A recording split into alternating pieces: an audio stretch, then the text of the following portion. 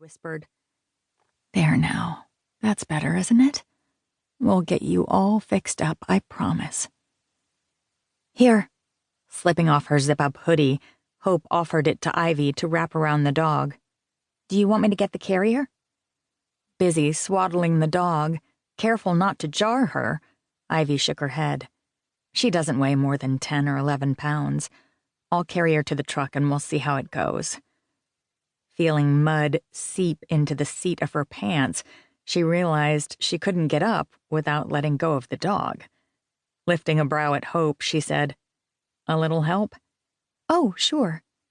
Hope caught her under one elbow, and Laura hurried forward to take the other, giving her the leverage she needed. Marty stepped back to avoid getting muddy. Carefully, the two women got Ivy on her feet. The thick mud was heavy on the seat of her pants, dragging on her stretched jeans that had loosened throughout the day. At least her rubber boots wouldn't be ruined. Since they treated all sorts of animals, including those on farms, she and Hope each kept a pair at the clinic. "Let's go." Plodding forward, Ivy led the way to the truck. Halfway there, the dog started panting. Concerned, she hastened her step, not at all worried about getting mud on the truck seats. "No need for the crate, just get us back to the clinic." Picking up on her angst, Hope ran around to the driver's side and got the truck on the road in record time. "Everything okay?" "Not really, no. Something's wrong." "What should I do?" Poor Hope.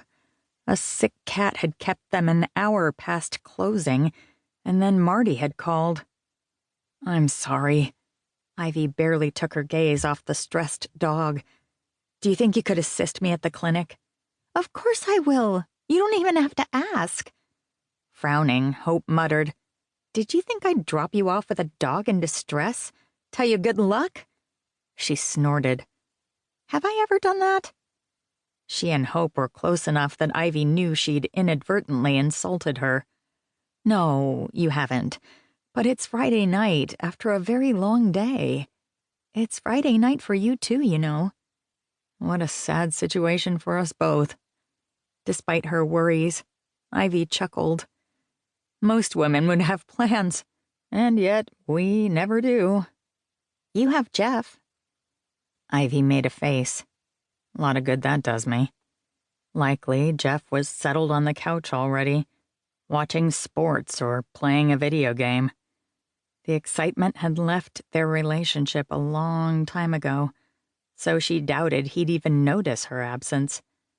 For her part, Hope never dated. That bothered Ivy a lot, but she loved Hope enough that she would never pry. Smiling at her friend, Ivy said, "I'm glad I won't have to do this alone." "Not ever," Hope vowed. "Even if by some miracle I ever do have something worthwhile lined up for the weekend, I'd still be here for you, okay?" Her friendship with Hope meant so much more than any other relationship Ivy had, including her lackluster romance with Jeff. "Smartest thing I ever did was hire you." "I'm so glad you did," Hope whispered. "Otherwise we might not have become friends. Then where would I be?" "Let's just agree that we're better off together." Though Ivy was 10 years older than Hope, they'd still hit it off from the start, meshing together as if they'd been lifelong friends. Where Ivy was take charge and sometimes a little too outspoken, Hope was an intent listener with an enormous heart. Ivy often wanted to challenge the world, and Hope, sadly, wanted to hide from it. Or, more accurate, she wanted to hide from any interested men. Hope had an affinity with animals, plus a gentle but sure touch. She was never squeamish, but she exuded sympathy. Ivy valued her. The clients loved her, and the animals trusted her. Unfortunately, they were still 5 minutes away from the clinic when the dog went into labor. "This is definitely happening," Ivy said, doing what she could to make the animal comfortable. Leaning closer to the steering wheel, Hope drove a little faster.